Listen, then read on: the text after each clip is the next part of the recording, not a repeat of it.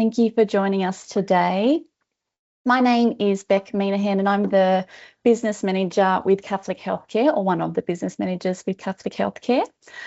Just before we get started, I'd like to make an acknowledgement to country. So I would like to acknowledge the traditional custodians of the land on which we meet today and pay my respects to elders past and present. I would like to extend that respect to all Aboriginal and Torres Strait Islander people joining us here today.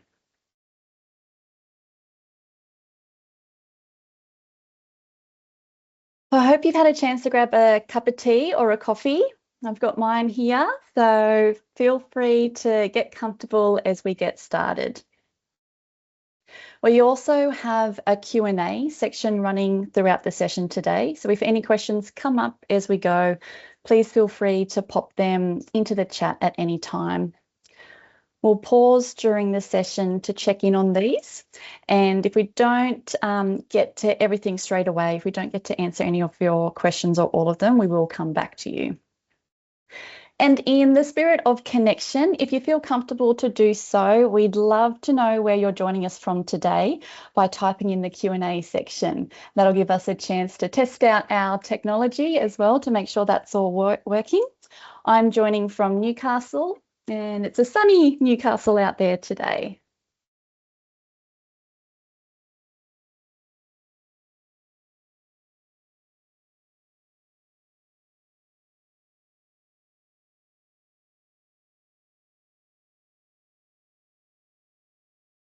So today we're talking about something many people tell us is really important to them: staying connected and continuing to enjoy life while living at home.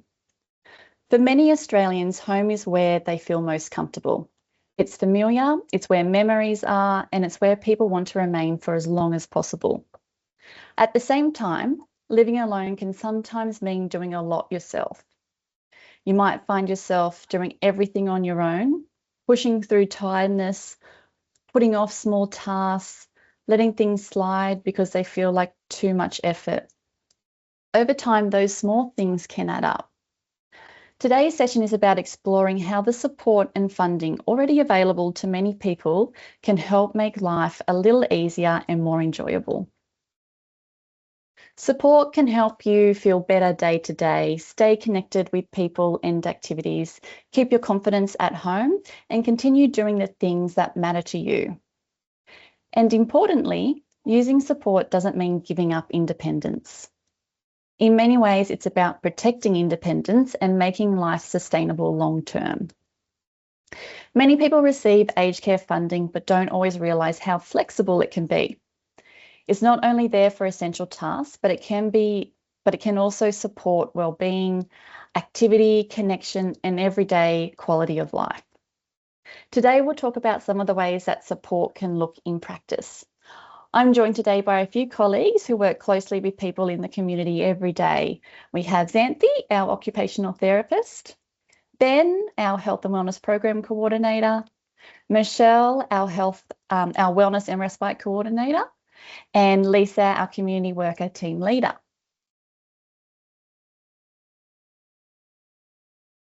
One of the key messages we want to share today is that living alone doesn't mean doing everything alone.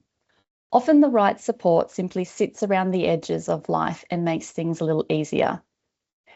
It might help with everyday tasks, support health and movement, or make it easier to stay connected with people and activities. And for many people, the support that helps with these things can be accessed through the aged care funding. That funding isn't only there for when something goes wrong. It's there to help people live well, stay independent, and enjoy day-to-day life at home. With the move to support at home, there's also a stronger focus on making sure that funding is used in a timely way to support you now and not just saved for later. Because often it's those small supports, a bit of help around the home, getting out and about, or staying connected that make the biggest difference over time. As we get older, our routines sometimes shift naturally. Work finishes, families become busier, or some of the regular activities we once had might not be a part of our week anymore. Research tells us that staying socially connected and having regular activities can have a big impact on well-being. Simple things like seeing familiar faces, having somewhere to go during the week, sharing a meal or conversation, or keeping active. These all contribute to both physical and emotional well-being. Many people say that what makes the biggest difference is simply having something to look forward to in a week.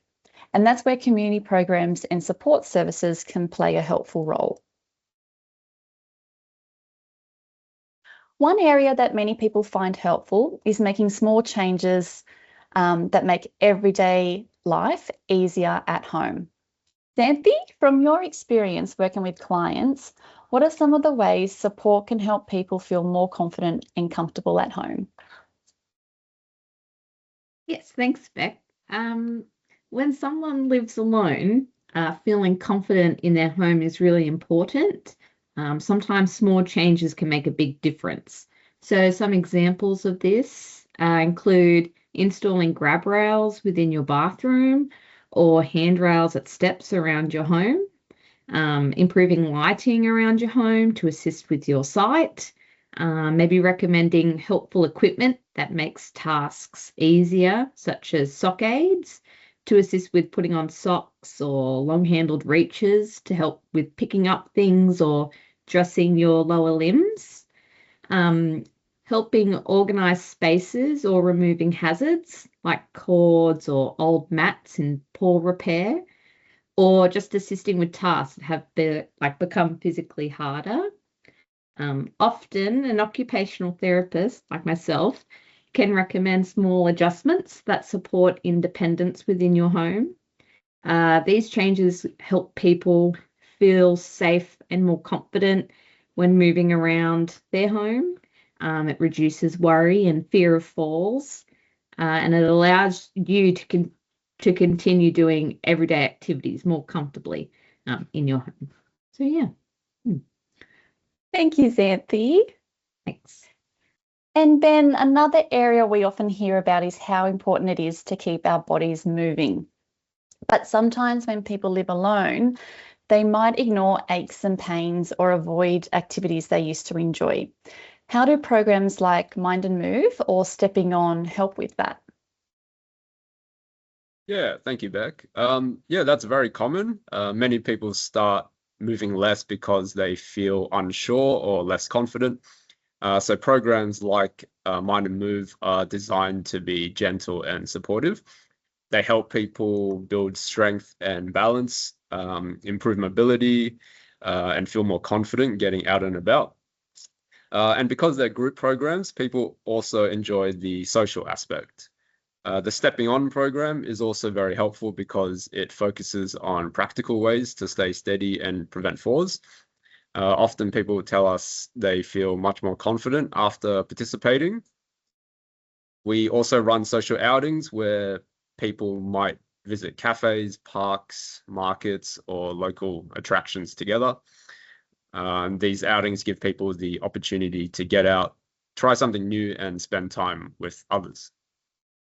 And what do people often say once they've joined these programs? Common feedback we hear are things such as, I wish I had started earlier. It's great seeing familiar faces each week. And it gives me something to look forward to. People often enjoy the combination of movement, learning, and connection. I'd like to provide a client story. I'd like to give the story of Mary. So Mary is vision impaired and has a beautiful guide dog named Ginger. Mary attends our Pilates class weekly and our social outings occasionally. Not only does she enjoy being able to socialize whilst engaging in fun and productive activities, but Ginger, of course, comes along as well and just brightens everyone's days.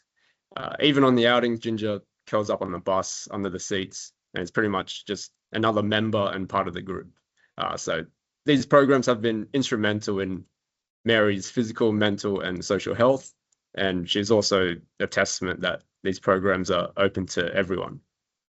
Oh, thank you for sharing that, Ben. It's such a wonderful example of how these programs can bring both connection and enjoyment into people's lives. That's really lovely. Thank you. Thank you.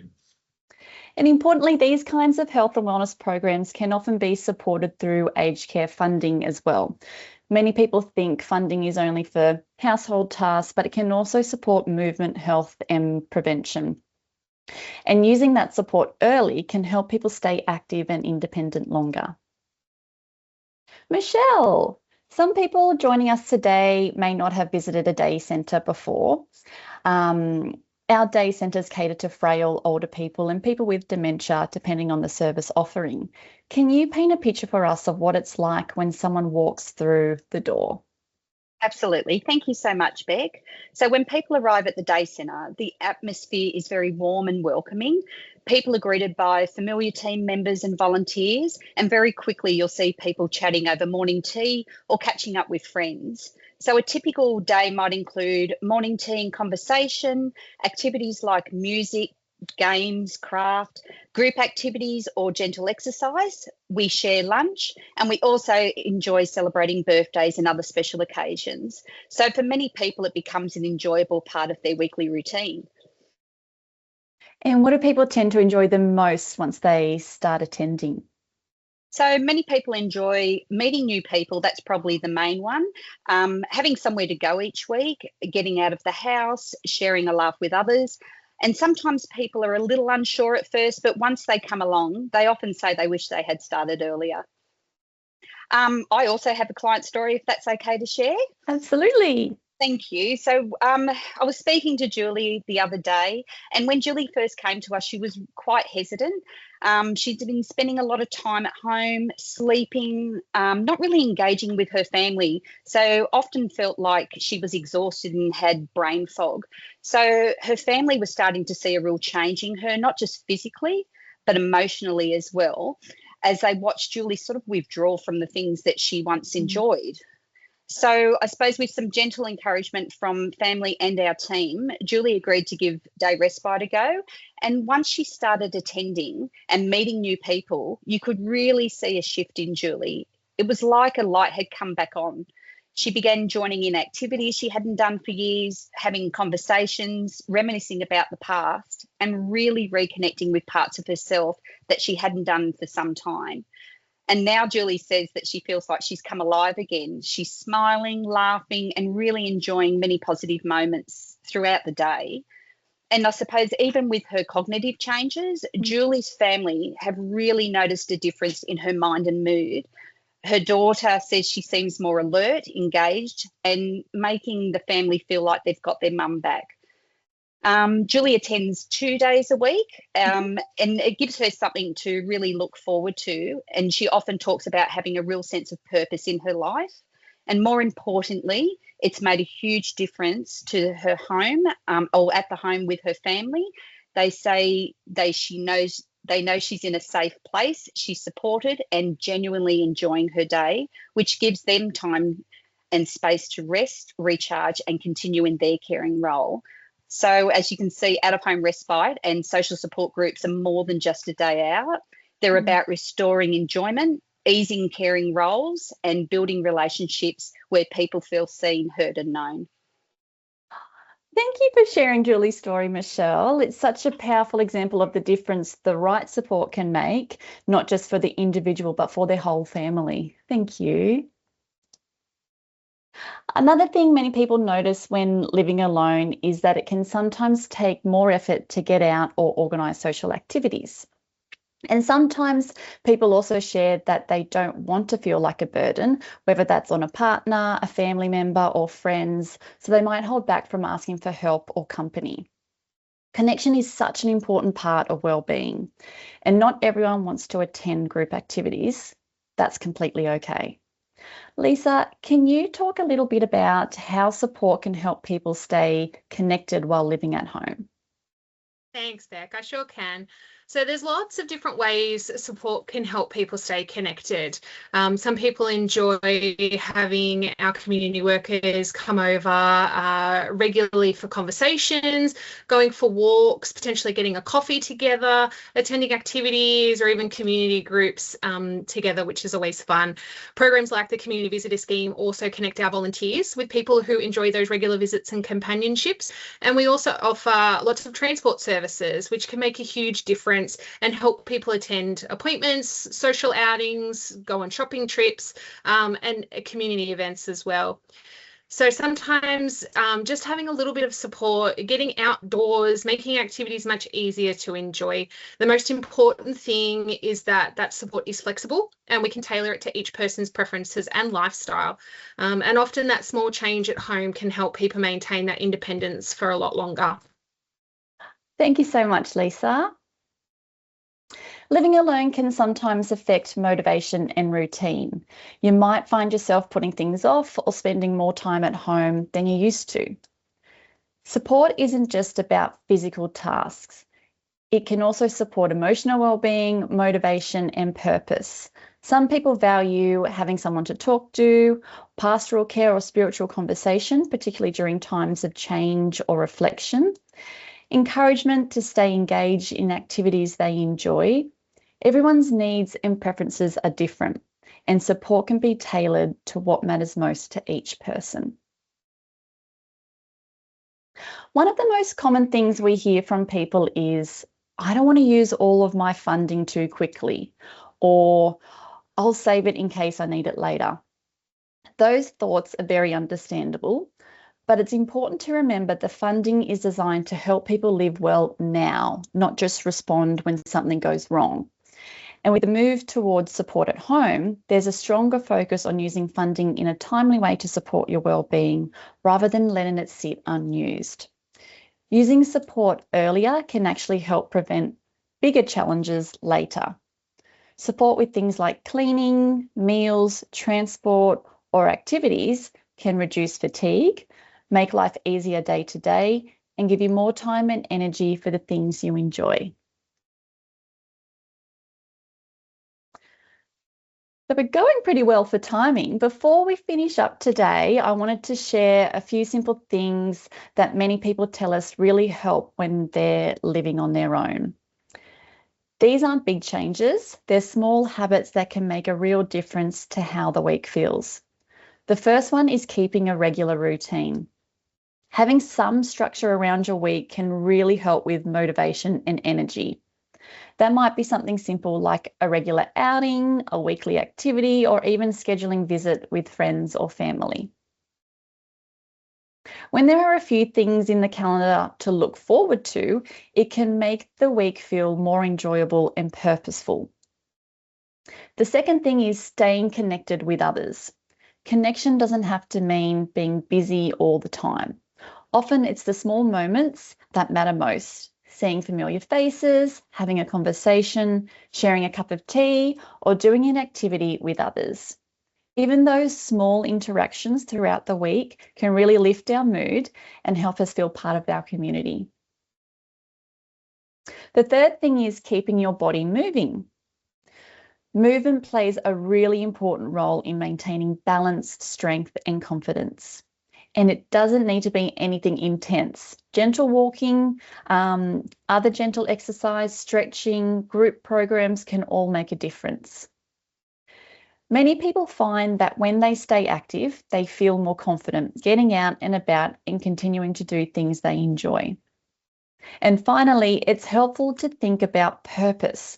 What gives your week meaning? For some people, that might be hobbies or creative activities. For others, it might be helping others, spending time with family, learning something new, or getting involved in community activities. Having something that feels meaningful to you can make each week feel more enjoyable and fulfilling. Often it's a combination of these things, routine, connection, movement, and purpose, that really helps people continue to thrive while living at home. We might just pause here for a moment to check the Q&A section or the chat.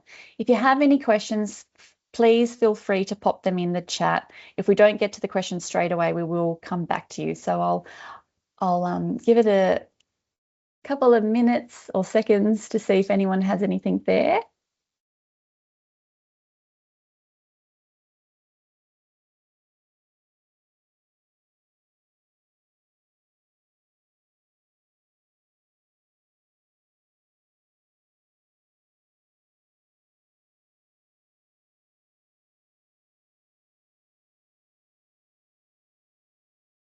All right. If anything does pop up, please feel free to pop it in there or speak with your care partners as well. Living at home can be incredibly rewarding, especially when people have the right supports and activities around them.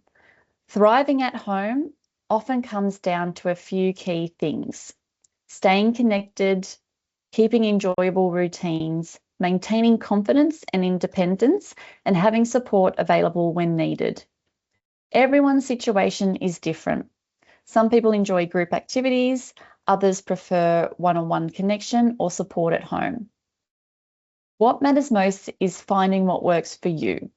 And sometimes that simply starts with exploring how the support and funding available to you might help make life a little easier or more enjoyable. Thank you so much for being a part of today's session. If you'd like to stay connected, learn more, or explore supports that might make things a little easier day to day, please feel free to reach out. Again, if you have any questions or comments, please feel free to use the chat or the Q&A. Otherwise, take care. Thank you all.